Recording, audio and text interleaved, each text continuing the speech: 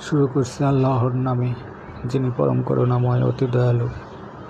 হে মানব সমাজ, তোমরা তোমাদের পালনকর্তাকে ভয় করো, যিনি তোমাদেরকে এক ব্যক্তি থেকে সৃষ্টি করেছেন এবং যিনি তার সঙ্গিনীকে সৃষ্টি করেছেন আর বিস্তার করেছেন তাদের দুজন থেকে অগণিত পুরুষ ও নারী।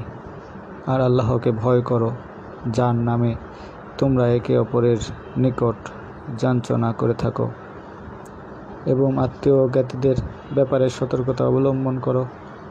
নিশ্চয় আল্লাহ তোমাদের ব্যাপারে সচেতন রয়েছেন।